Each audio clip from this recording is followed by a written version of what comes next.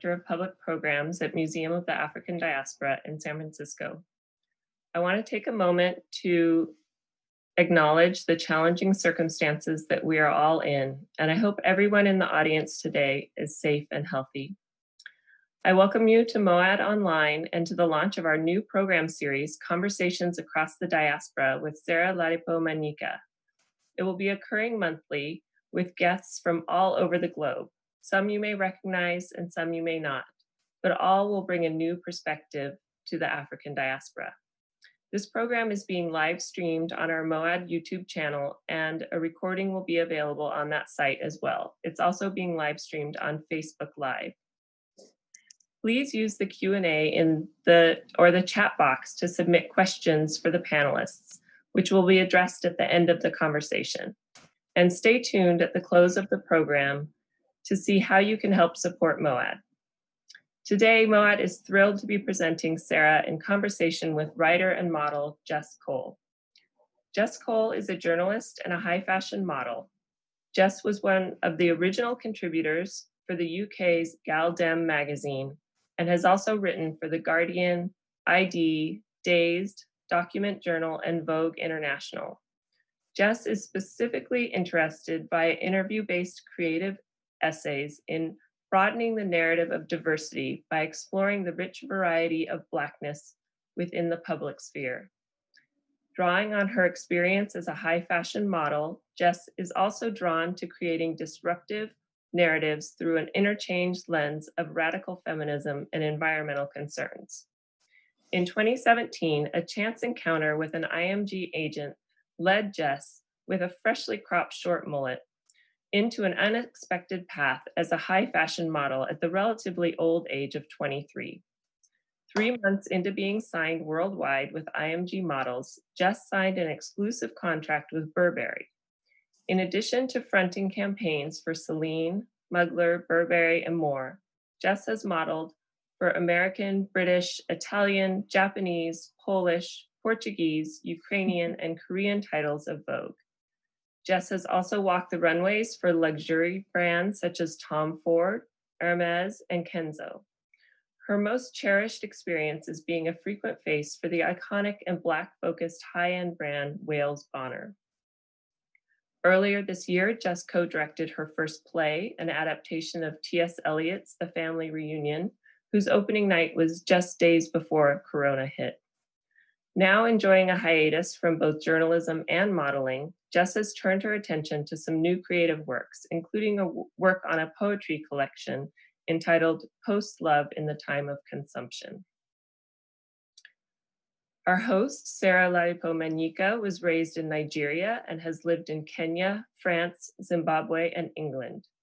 Sarah is a novelist, short story writer, and essayist, and founding books editor for Aussie.com.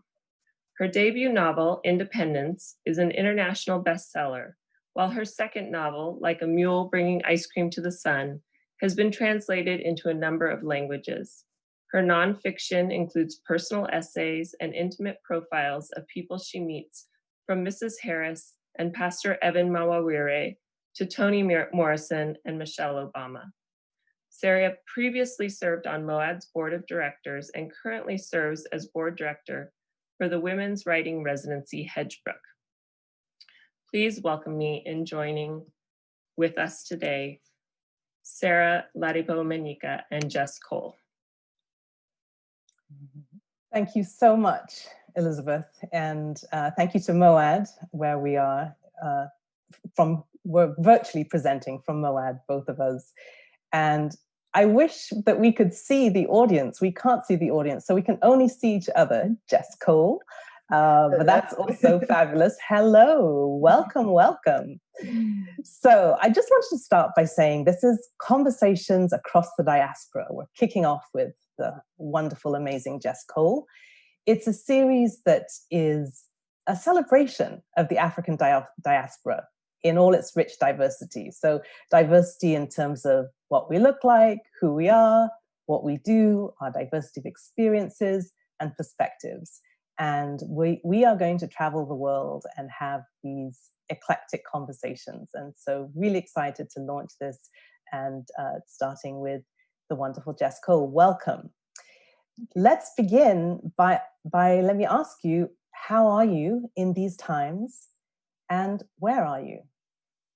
I just want to say to all the Black people that are watching that you're doing great, and we've had 450 years of this, and just take care of yourself. I had a bit of a moment, and now I'm ready and positive. I've reassessed my role in this, and I feel empowered and stronger. At the moment, I'm in Southeast London, in Peckham, in my lovely shared house. And it feels like you have a little bit of the Bay Area in the background because of the image that you're displaying there. Emory Douglas, Yes. which I think from the a designer, I believe, Black Panther era. Mm-hmm. So that's a Black Lives Matter image, which is lovely. And it's matching. We shall survive without a doubt. So good. Okay. So that's linking into exactly where you have started. Mm-hmm. Jess, tell us about your connection to the African diaspora and where you grew up. So both my parents are English, but on my dad's side, my granddad is Jamaican and my grandma is Irish. My mom was adopted, but she's white, and we've never kind of probed that any further than that she's white. And I grew up in Exeter, which is in the southwest of England, in Devon. It's pretty. I knew every single Black person that was in Exeter. There was about 4 of us, so it was a little bit different compared to London. Yeah. Okay. I think you're the only writer model, that interesting combination that I have ever met. We thought we would start off by just showing a few images for our audience from both sides of your career, the modeling and the writing. So we'll wait for Elizabeth to cue this up. And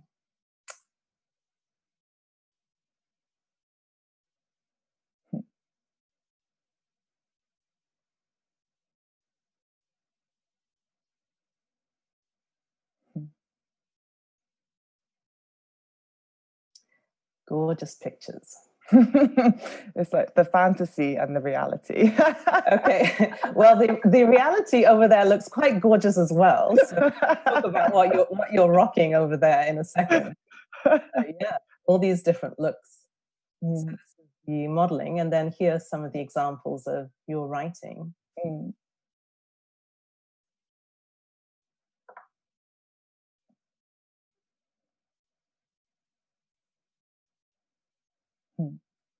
Okay. So, Jess, I think many of us feel that we know what a writer's life is like, whether we actually do or not, but not what a model's life is like. I mean, from the outside, it looks so glamorous. And I wonder if you can tell us about a typical day. Let's perhaps go back to the Burberry image. Because I know that moment was important for you. Yeah. So maybe you can tell us a little bit about that, and then what's a typical day? Is there a typical day? So the Burberry thing was a bit of a shock. I had been to a lot of castings and wasn't really getting anything. I'd only been doing it for 3 months. I was doing my dissertation at the same time, and then I was interning at Vice. And my agent Levi was like, "Can you just go and see Burberry at lunchtime?" And I was just like, "Yeah, okay. I'm not going to get anything." And then I went, and then I went back into the office, and I kept seeing that Levi was calling me, and I was in this meeting, and I went outside, and he was just like, "You have to kind of leave now, but you can't tell anyone because it's an exclusive with Burberry." So thankfully, my manager at Vice was like, let me go, and I still had to do the work while I was on the shoot. And then it was just such a quick turnaround. So then I went home, and then a car picked me up, and then we went to the Henry Moore Sculpture Park. I think it was just outside of London, and then it was this huge production, and it was just go, go, go, go, go. And I think that's quite with the fashion industry, is just you have so much time, but your time is also not your own, and you just never know when that big job's going to be, or you might have to fly away the next day. But then also you have a lot of time of not doing anything, which I think it's important to really utilize that time and not allow yourself to be consumed by like waiting for a job, and just use modeling as a step up. Definitely, because I'm from a super working class background, it's given me the privilege of having time to explore and to play instead of working like a 9 to 5 in Topshop like I was. Yeah, I remember. I mean, you said a car picked you up. It wasn't just like any old car. No. So again, just so it was a nice Mercedes. Yeah. My cousin was like, I got home and I was in a bit of a fluster, and she was just like, "What's going on?" I was like, "I've got to go. Burberry want me," and she was like, "What? That's insane." And just so then we did the shoot, and this is a huge production, and I kind of wasn't really that present in the moment because I was worried that I had to do these articles for Vice during the night after the shoot, and also my uni work as well, so I wasn't really that present in the moment. And then there was this one point when me and this model called Henry were lying on this tartan Burberry rug, and there was loads of sheep around us, and the thing that made me realize that this was a big thing was that they had a guy that was like the shepherd for the Burberry shoot, and I was just like, wow, like this is actually like a big deal, isn't it? We're doing this, like this is insane.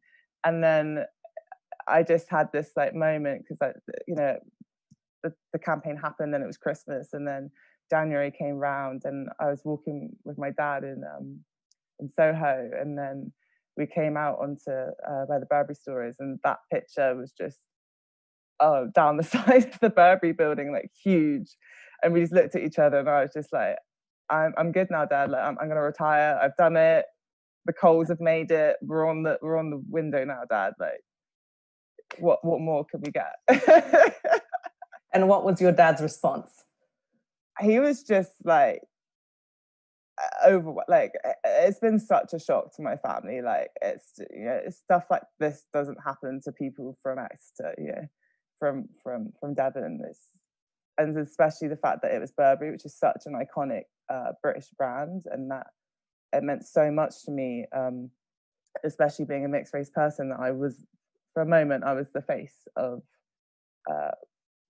Burberry's version of Britain, which that was super cool. So I want to remind me if I forget, because I want to talk to you about what you're wearing now. But I first want to, you just mentioned being mixed race. We're both mixed race. My father's Nigerian, Black, my mother's white, British. And there's a little bit of a difference in age between us. Really, like, what 3 years? So 3 months, What was it like for you growing up as a mixed race Black girl in initially Devon, wasn't it? Yeah. And Exeter. You know what? It wasn't until and I'm going to be completely honest, I did everything that I could to reject and deny my Blackness. My dad wasn't really that engaged with race at all. And I had a very white family, and we grew up in an environment where the Sun newspaper was where you got your news from, and the Daily Mail. And it wasn't until actually, it's really interesting, when there's different points that I can mark in my life of a drastic turning point. And yeah, I just, everything I did was very anti-Black. I was super into punk music. I just wanted to have my hair in a big beehive, and a Fred Perry shirt, and was into greases and stuff, and rejected anything that was anything to do with Blackness. And then I remember having this conversation with my still best friend's mum, called Lily, and her mum was like, "Jess, you should you should go to uni. You should maybe try reading The Guardian, something like that. Maybe broaden your mindset." And then it just there was this change, and then I went to university, and then I was still very much trying to come to terms with my identity as a Black person. I'd never had you know, it's just not a common sight in Exeter. It's something that's feared because it's not there.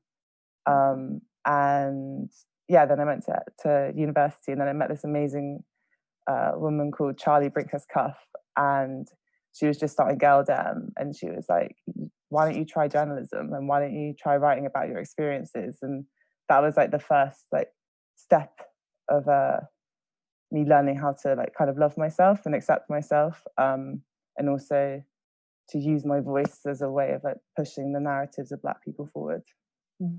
Yeah. I mean, just listening to you, Jess, I know it was sort of just 3 months difference, but really we're a couple decades difference in age. And but don't give away my age, Sarah. No, I won't give away. It's sad for me to feel, this, what you've gone, what you experienced, and how you was, having to go through those feelings of not wanting to be seen as different, and so forth. This kind of continues. So maybe we'll circle back to that a little bit later. But tell me about what you're wearing right now. So I have got a Wells Bonner on, and I've got a menswear jacket on, and I've mixed it up with the blouse. Grace very kindly lent me some clothes for tonight, because it's any excuse to wear her clothes. Okay, can you fill us in? We don't know Wells Bonner. Grace, we don't give names. Tell us more. Well, you should all know her. She's going to be on your lips forever. Grace is a Black British, firstly a menswear designer and now women's wear designer. And what's kind of so magical and like amazing about her collections and her work is just that how every single piece is infused with some sort of reference to Black history and like Black culture, and research is key for Grace, I would say. And if you go online, and each piece will have the reference points from different aspects of the Black diaspora.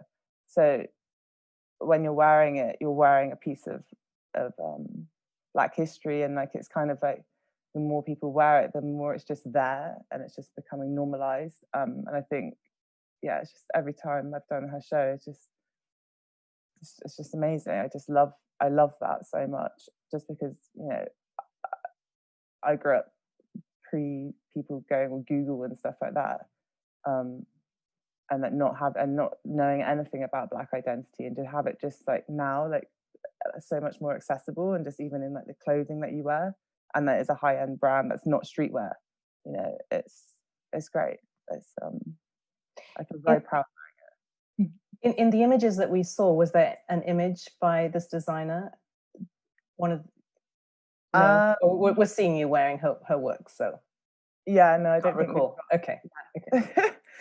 Then maybe let's go back to one of the images of your writings. This is the last image where the shoe doesn't fit. I think that's when the shoe never fits. I love the opening paragraph to that article. I wish I had it to hand. I don't have it to hand, but it's just but maybe if you recall what you said in the opening paragraph about how you were trying to find your feet and so forth. And I'll just say that you use your experience as a high model fashion. It informs your writing as you address issues of sexism, racism, environmental concerns, and this is an example. So maybe if you can speak a little bit about this particular article. It was weird actually. So my friend Liam Freeman, who's like an amazing commissioner for Vogue International, we would just talk, because I didn't even think of it as being, I knew it was a problem because I've grown up my whole life with size 9 feet and been, cried all the time. I remember I was looking for prom shoes, and I couldn't find any shoes that fit me at all in the high street, and I had to order these disgusting shoes offline. And me and my mum have this like solidarity, because it's like really unfeminine to have big feet, despite the fact that I'm like just shy of 6 foot. And I remember I was on a shoot, and Liam was there, and we were talking about it, and he was just like, "You should write an article about it. Like, you're probably not the only one that's got big feet out there." And then I was just like, "Okay." but it took a lot, and even now I'm still kind of cringing. I'm going like this because they're so hideous.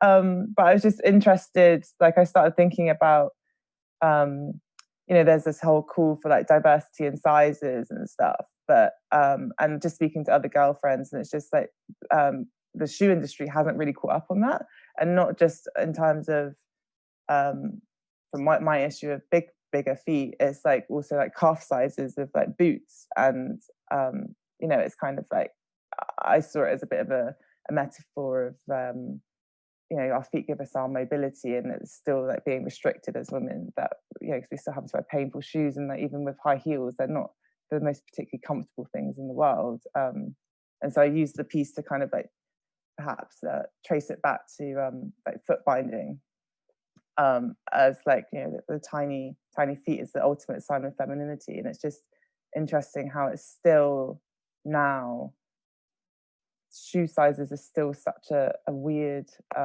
issue for women, but I'm hoping that it's slowly starting to, as gender becomes more fluid and people start wearing different types of shoes and they're not so gendered, that I might be able to have shoes that fit me. Yeah, I mean, that opening paragraph, I mean, you talked about literally when you were a child, if I'm recalling correctly, you would tell us what you would do to try and keep your feet small. It's I used to I can't remember what I said in the article, but I did. I used to I would like I'd like tied my feet toes together, and then I would wear like multiple socks at night to try and keep them smaller. And I also just used to absolutely cram my feet into these shoes that are like size way too small for me. I'd be in so much pain, and my toes would be like this. And I was just hoping that, eventually they would, like become shorter, and I'd like fantasize about, it was awful, like cutting off my little toe, or maybe four toes. God. Yeah. Okay. Yeah. Wow. All right. I'm glad you didn't cut off It's any. a bit dark, isn't it? Sorry. Yes, it's very dark. No, but it's the reality. So I want to talk, from your perspective, both as a writer and a model. I guess my sort of question is about, what is it like being a Black model and writer? Around, and I want to find a way of talking a little bit maybe about colorism, the way that people perceive beauty. Both you and I are fair-skinned, light-skinned, and there's been a long tradition, history of when Black people are seen as being just light-skinned people. Hair, I know you wanted to talk about hair, so I don't know. There's a lot. I feel like we could talk for hours. We don't have hours. We have like 15 more minutes. So yeah. What, 15 already? No. No. We'll stretch it. Okay. But yeah, your and your thoughts on, and this is a lot maybe to ask in a question, but your thoughts on the fashion industry and maybe what they can be doing, fashion and writing, to be more representative of the diversity of Black voices and looks. I definitely think that because I do generally want to I don't want to speak on behalf of the fashion industry. I'm just going off my own experience.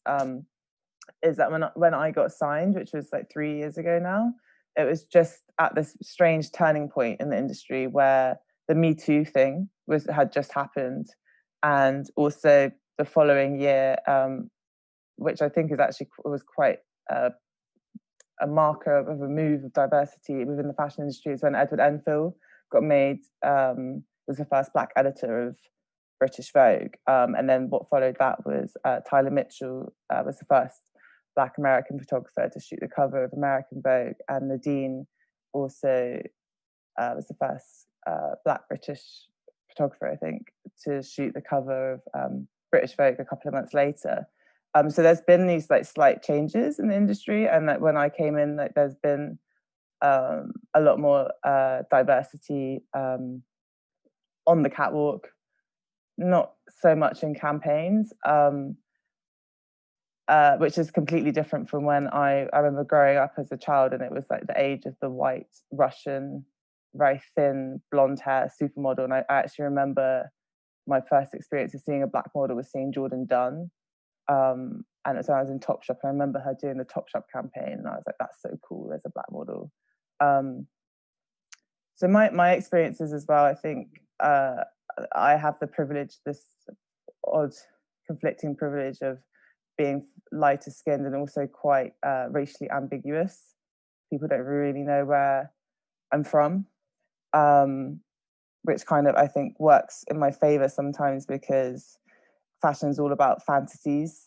So I'm more of a blank canvas, I guess, for people to create a fantasy or whatever they want, which I think is sometimes could be a little bit problematic. It's because you know what fantasy are they actually trying to create, and is that coming from a correct place?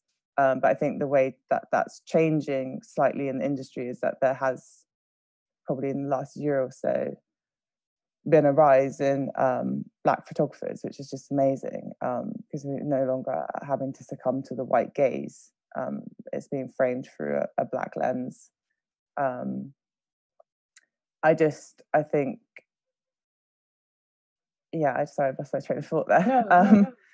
But I think my experience as well is just that it's not what you see on the first layer. There needs to be a lot of work done like behind the layers that the press don't see, and I think that comes from even like model agents. There needs to be more diversity of the model agents.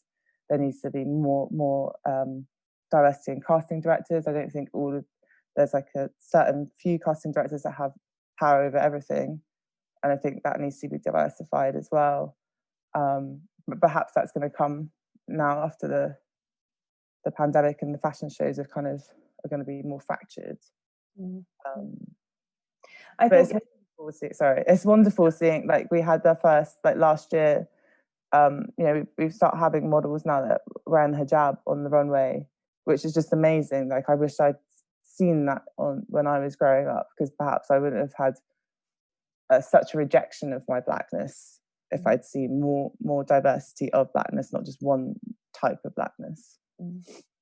I think what you're saying about, change needed in the background as well speaks to a lot of what is being discussed now, the need for real systemic and institutional change in terms of representation and reaching equity for Black people in America and in, across the world.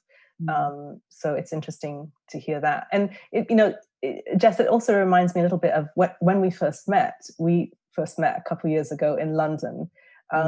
And I remember you being shocked when you said that I was the first Black writer you'd met. And anyway, yeah. And read as well, Black female writer that I'd read. And I was in my second year at Goldsmiths doing English literature. And I remember, I mean, I've actually looked now, and they've changed the modules, but when I started, the compulsory modules that we had to do in first year, there was one Black writer, and it was in one of the poetry seminars, and I always remember it was Langston Hughes' Harlem Sweeties, and there was a passing reference to the Harlem Renaissance, and then that was it. And then I met you, and then I realized that Black people do write, and they write broadly, and like I didn't realize. I took like things like modern drama, which is supposed to be an exploration of the development of modern drama, and there wasn't one Black playwright on there, and I just assumed, oh, maybe Black people don't write plays, because there's nothing on here, and Goldsmiths is this liberal university, and then actually that jumps forward to about 2 years ago.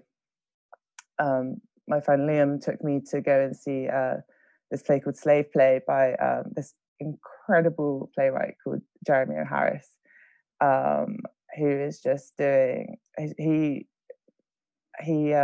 really sparked my desire to go into theatre, and that he's Black, he's working class, like, and he's just had his show on Broadway, and I was just like, that is amazing. I didn't even think that was possible, and that started this whole new direction for me in terms of trying out different writing ventures that weren't at all nurtured at university, because it was still very much through a conservative, white, highbrow perspective.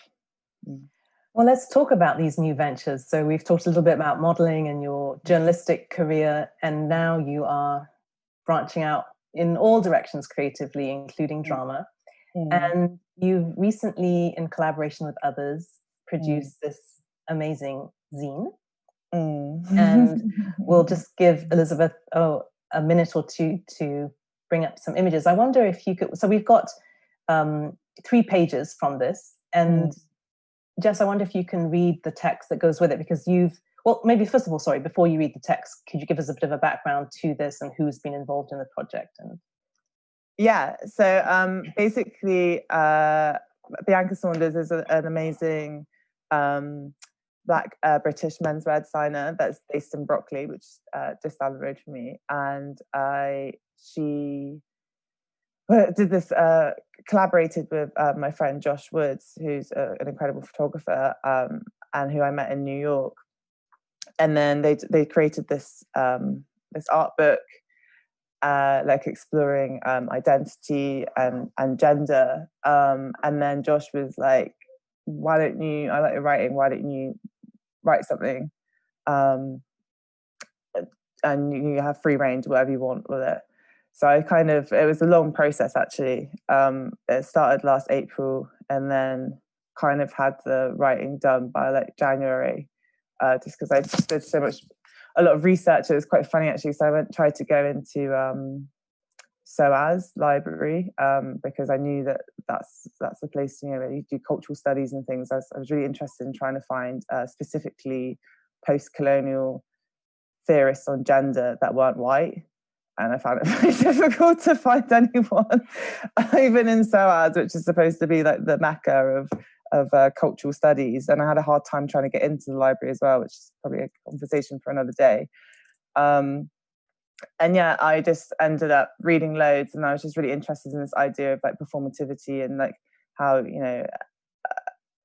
we only see ourselves through other people, through what other people see. And so this actual page here, this was an idea that I took. I found this like Zen meditation, where it's this idea of trying to pull off the notions of how you describe yourself until you become, there's nothing there, because everything that you describe yourself is just a way, it's not actually you, it's just an idea, and that idea comes from passed down through history, and that's probably tied into a stereotype from somewhere. So I was quite interested in trying to get into that meditative state, or if we could strip all of that back. I guess yeah. I don't know if that makes sense. Let's go for it. Let's hear you read from a couple of pages what you've written. No? Yeah. I am human. I am a woman. I am black. I am brown. I am brack. I am black. I am blah. I am a sister. I am a writer. I am a daughter. I am a granddaughter. I am a niece. I am a cousin. I am I. Say it back to me. Pull them off your I ams until we're out of all the ways to think about ourselves, ripping off the notions of what makes us. For we are reading from the same social script, but our voice is broken. It is the monologue, the chorus of the multiple voices within.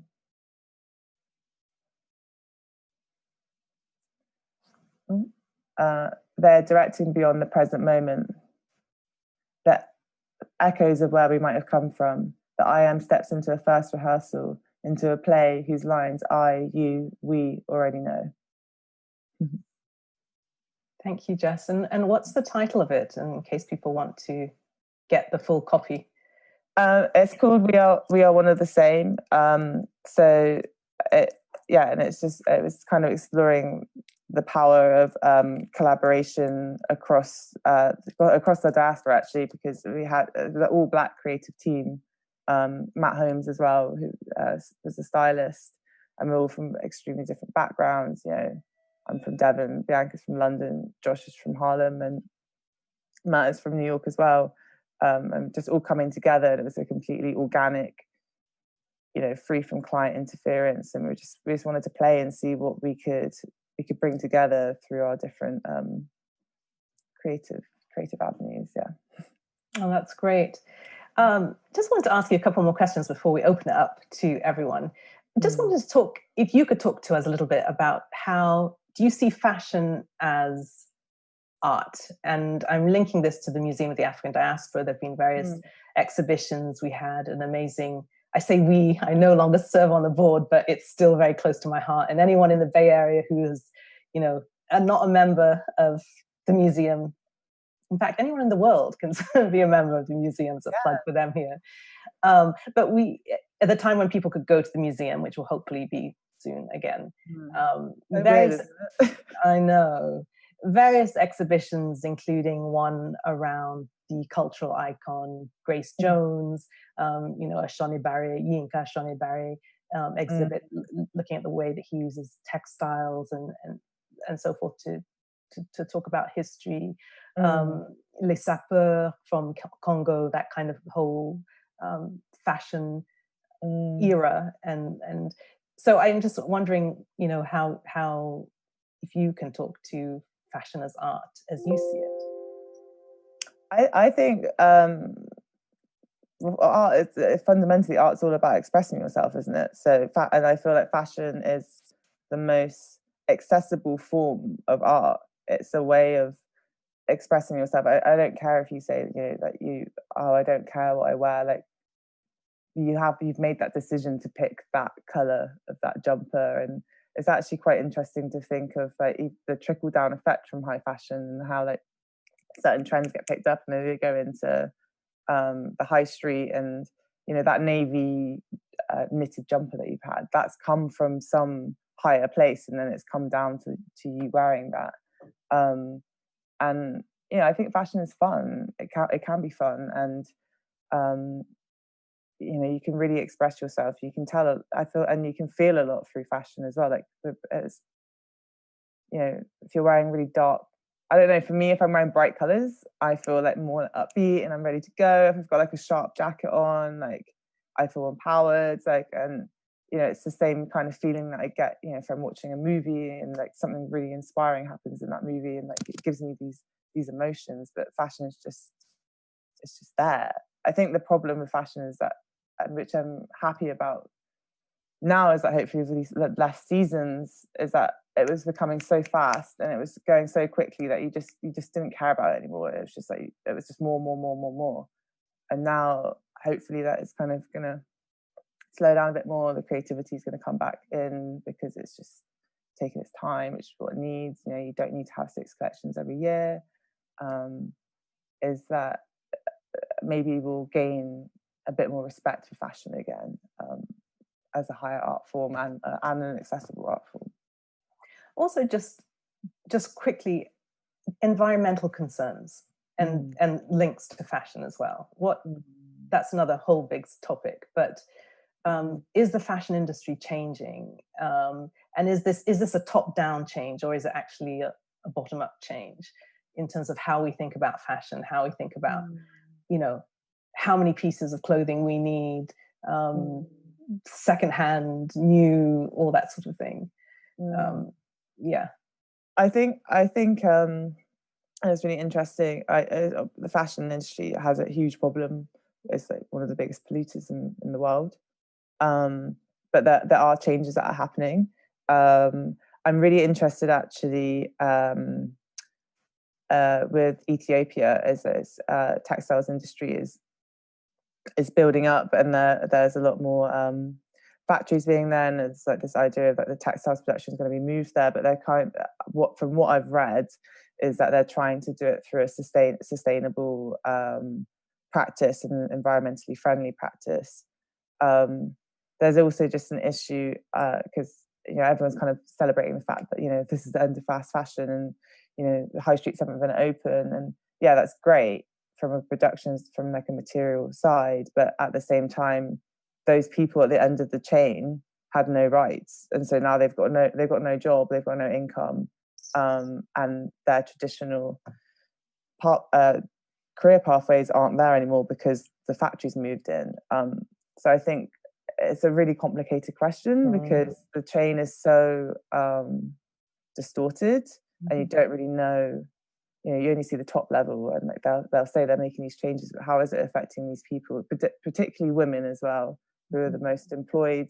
I think it's like 2/3 of the textiles workforce, and you know, it's the sexism because, you know, women are desperate for work, so then they're going to put up with the crap that they get in these sweatshops. So I think it's a really complicated question, but I'm positive about it, and there are changes that are being made.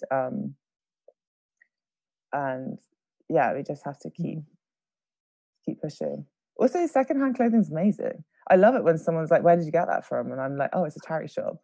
I love saying that to people. Well, just feel free to send all your clothes that you're not wearing. I'd love your secondhands. Everything's borrowed. Okay, well, a few quick short questions. Jess, is there some new fashion trend, like, I don't know, some fancy face masks or something that we should all know about in this world in which we're living that's up and coming? I bet you look really cool in that. I bet you've got a really cool face mask. Oh, you mean like a face? Yeah. Like, don't ask me about skincare because I'm actually no. How much money I spend on that?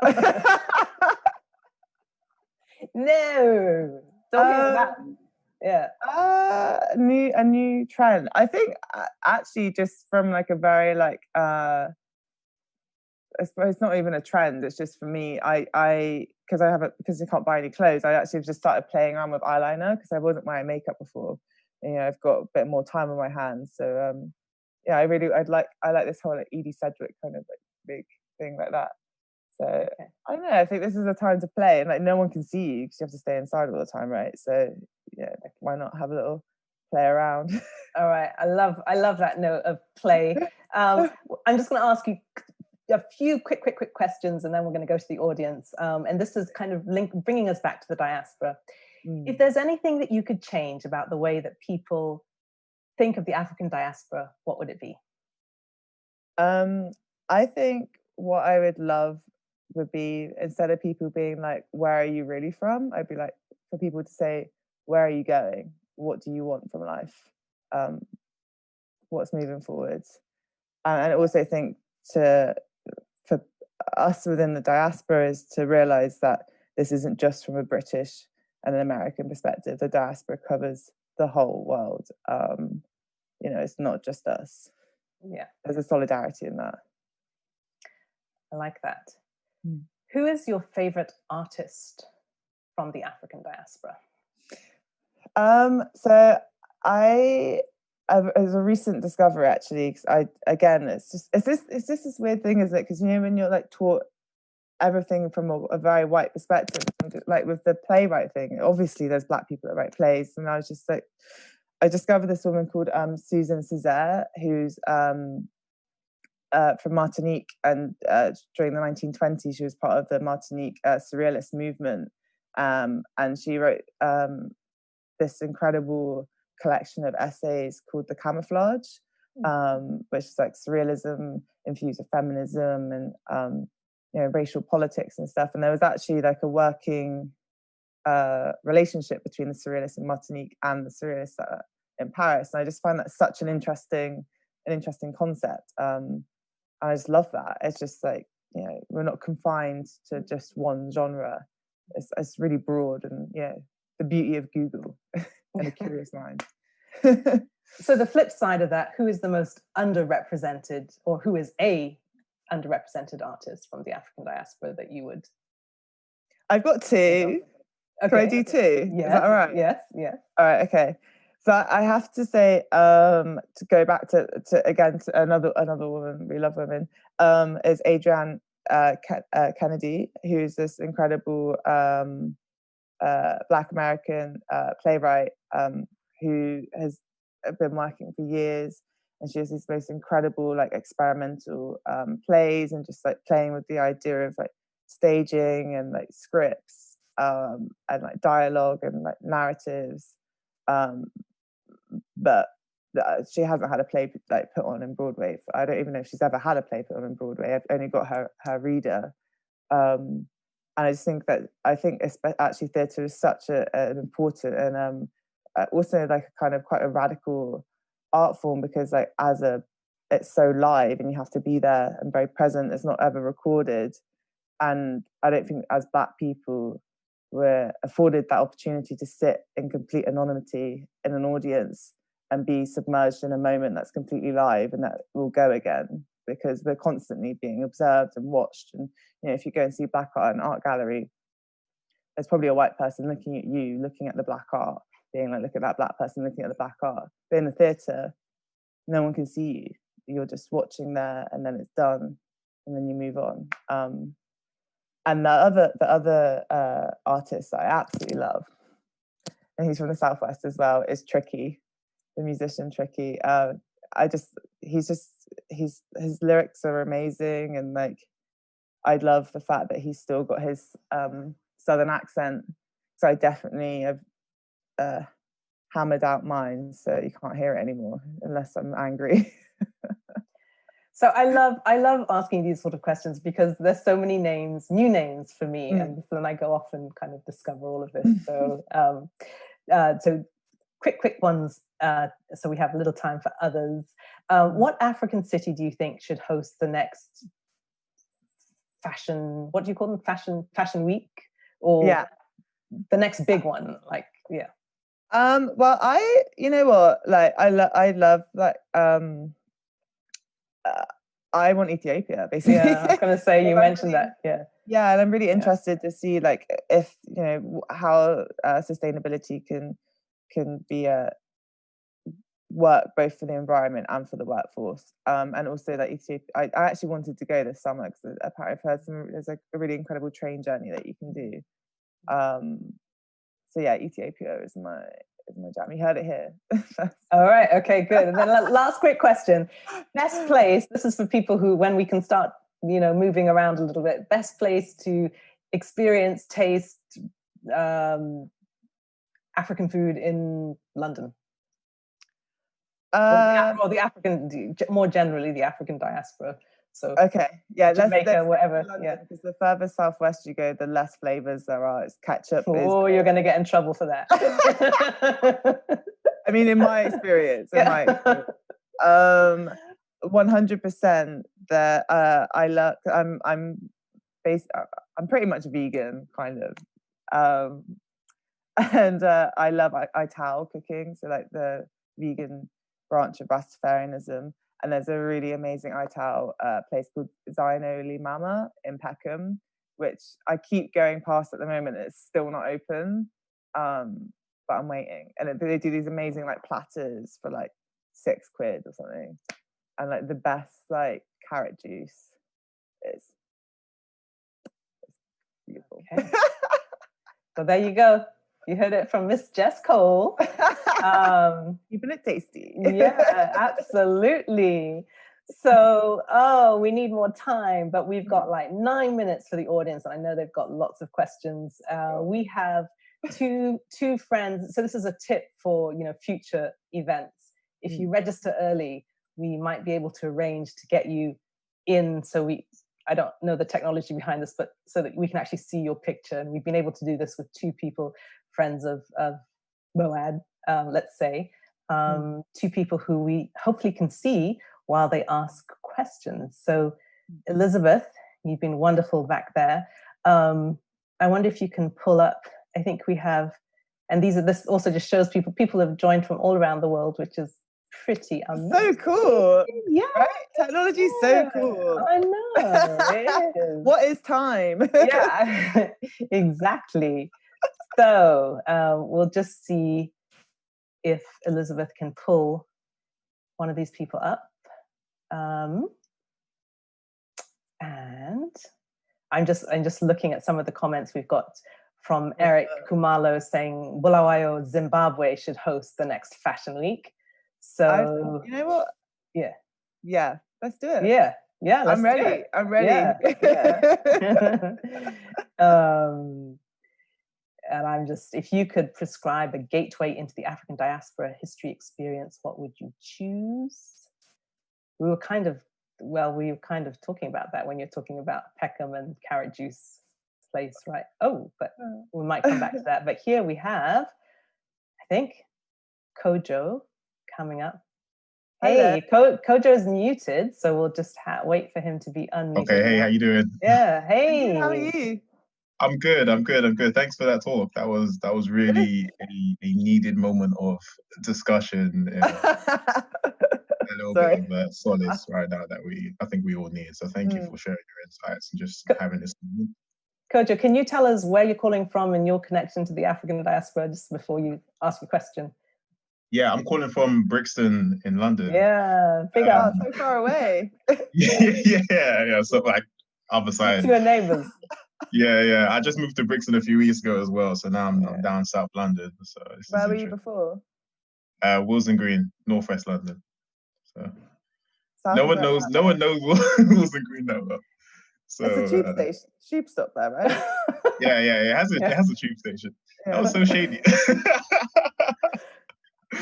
No, you're cool now in Brixton. Yeah, I'm cool. Brixton's good. Brixton's really good. Connection to the African diaspora. I'm Ghanaian. My mum and dad are born in Ghana. My family's Ghanaian, so I have a connection there. I work for the African Center based in LSE. So we do like a lot of African research, and my roles in comms and events. So that's really it. Awesome. So have you got a question or an observation? I have loads of questions. Like, genuinely have loads of questions, but I'll keep it to one. But I did post one in the chat, which is, again, just touching on the point of solace. I'm curious if you get time after to share how you've sought solace and positivity amongst everything going on over the last few months. I think that's also quite important because we know the negatives and we are addressing them, but we do need the balance. I'm very curious to see like how you personally have been kind of finding solace in these moments. But that's not my question. I'm just being very cheeky. I'm just gonna. Two questions. My actual question actually picks up from something, Jess, you mentioned earlier, which is just a little bit of optimism on how you've seen sort of models rocking hijabs on the runway, and that I guess a few years ago wasn't really a thing you would ever expect to be accepted by the industry. And Sarah, this question actually would apply to you. I'm just curious about how do you both see any pockets of optimism for the fashion industry, for the literature industry, Sarah? I'm curious about moving forward, going off the now growing anti-Blackness, the movement to address anti-Blackness, movement to address systemic racism, movement to diversify industries, especially now moving forward. Are you optimistic for the future in terms of how we can begin to address these issues? Like how do you, or pessimistic even? Because I think it also has a place as well in terms of what we address and what we discuss. So I'm curious about how you view the industry shakeups that we're now hopefully experiencing. Well, I mean, I'll just quickly say, part of the reason for having these kind of conversations is to just show this beautiful amazingness that we have around the world and have these conversations. We don't have these conversations, and in a way, perhaps that's a silver lining of the moment we are in, the pandemic moment, that we can do this virtually. You're in London, we've got beautiful Farai who's joining us from Harare, Zimbabwe. How amazing, and we just can learn from each other. So I think for me, that's a positive thing. Particularly in respect to literature. When I first met you, Kojo, literally in March, this was in London, and you organized this great event around Margaret Busby's release of New Daughters of Africa, which is an anthology of writings from Black women around the world. And so that's really exciting. There are lots of us, and we need to get the word out, talk about it, celebrate it. So Jess, don't know if you what you'd like to add. I just think I'm actually just questioning. I'm wondering what would have happened with this movement if the pandemic wasn't happening at the same time. Because the pandemic, everyone is people aren't working, everyone's at home, and I was kind of questioning it a little bit, being like, would you have actually cared if you were at work? And then it made me think in the wider sense of like the structure of capitalism, and like it's, we're made to work like 9 to 5 every single day, that you don't have the mental capacity to engage in politics that don't directly affect you. So I'm seeing this as a really positive moment of being like, we've had this, it's awful, this pandemic's happened, but there's this moment of stillness where people can engage in politics in a broader sense. And I'm not just talking about white people, I'm talking about Black people as well. It's like looking past your experience and looking beyond and how we can progress. So I'm really optimistic. I'm pretty optimistic about it. I know as well that I'm also part of this incredible Instagram group of Black creatives at the moment within the fashion industry, and just like, you know, we're seeing this as a real chance to push for change. And I do think that since the last protest in 2016, there's small changes, but there have been some small steps that have happened, you know. And I just think the only way is up, man. Like, we just got to keep pushing, and just take whatever you can. And I definitely think the beauty of social media as well is just like, people can't hide that much anymore. But it's also, and you can't, but you also can't get away from it. I'm positive. Come on, we've got to be positive, man. So yeah, that's I totally agree on that point. And we have about 1.5 minutes. I don't know if we're going to get cut off. I hope we won't. But we have beautiful Farai from Harare, Zimbabwe. Hello. I'm privileged. I know a little bit about both Kojo and Farai. Farai is many, many things, including the magic that brought together a book called Township Girls, which is just highlighting stories of women. Oh, she's got it right there. Look at her. That's one you made earlier. Women around the time of independence in Zimbabwe. But Farai, hi, welcome. And what time? Tell us where you are and what time it is. 10 exactly. Ooh, so I don't even know if I'll get through this comment, but it will be very brief, and I hope you can hear me clearly. And Jess, thank you. Sarah, thank you.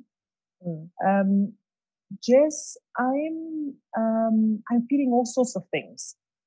The overriding excitement I have is that Blackness is tremendously vast, deep, wide, unfathomable in so many ways. Because I think I come from the generation, probably a couple of generations before yours, which actually believed that mixed race persons have the best of both worlds. And I think what you've taught me this evening is that, in fact, you are yourselves. You are creating your own selves. You are not necessarily feeling compelled to conform to one world or another. And I think it is so appropriate that, at least to me, my temptation when I first saw you was to say, oh, that looks exactly like Sade. And maybe you've heard this, I don't know. Yeah. But okay. Can you sing for us, Jess? Apparently my housemate said that I can't sing, but I think I can. I know we need some music. All right, Farai, do you have a mic? Come on, Kojo, let's join. Let's rock something. Lovers rock. I don't have the lyrics. Sweetest taboo. Yes, that was my default. And I think as we approach 10 o'clock, I'm thinking, goodness gracious, how very presumptuous I was an hour ago. And I'm so grateful for this conversation because, you know, in so many ways, you have introduced the texture and the nuances that I needed at this point to even begin to meaningfully engage with the global discourse. And just yesterday, I declined to make a comment on Facebook because I said I'm unqualified to even begin to speak about what is happening in America in a way that is respectful and informed. I have far more issues at my doorstep that I should be applying my mind and my energies to. And I think, again, the conversation with you has impressed that upon me. And really just to thank you and congratulations. Marvelous work and a great conversation. Oh, thank you so much. Oh, Farai, I said gorgeous Farai.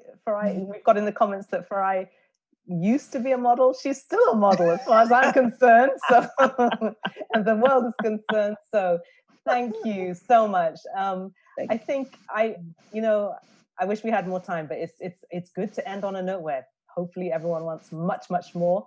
We're going to be back next month, rocking another amazing guest. Thank you so much, Farai, and thank you, Coco Joe. Thank you, Jess. And so I'm going to turn it over to Elizabeth to wrap up here. Thank you both so much. That was an incredibly joyful and uplifting talk. So thank you for bringing your wisdom to us. And I do want to tell everybody about the next program. We're very excited about it. We will be having, oops, I messed up, sorry. I'm gonna run through this to get to the one that I just wanted to be at. Not me again. No. I know, so sorry. Oh, we could do you again. You again. I almost made it through the whole program without a mistake. So Conversations Across the Diaspora is going to be a monthly program, and we're very excited next month on July 10th, 2020, also at 12 noon, to be welcoming Strive Masiiwa in conversation with Sarah. He is a global entrepreneur and humanitarian, and is doing amazing work in supporting the fight against COVID-19 in Africa. So do you want to say anything else about him, Sarah? No, just rock up on July the 10th. It'll be good to see everyone, or not see everyone, but excited to be in conversation with him. And just thank you to everyone. I can see we're getting thank you notes in the chat. Thank you so much, Jess. You're awesome. Such an inspiration, yeah. And thank you so much, Elizabeth, Programs Director Extraordinaire at MOAD. And last thing is, support your arts institutions, support MOAD, because I don't know what any of us would have done without art in some form or other in this period. And it's powerful, and it changes the way we think about the world. And so thank you. Can we get a MOAD in the UK? That'd be great. Please. Well, there's another project for you, Jess.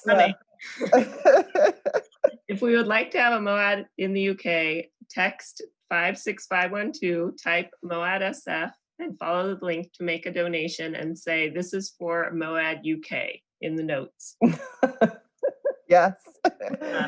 So we are doing all of our programming free of charge. And in order to keep doing that, we hope that if you're able to donate money to MOAD, please do. You can donate on our website, moadsf.org, or you can use this handy Give by Cell, text 56512, type the word MOAD SF, and then you'll get a link to donate. Thank you so much. Thank you, both of you, Sarah and Jess. It's been such a pleasure getting to spend time with you. Thank you. Take care. Bye.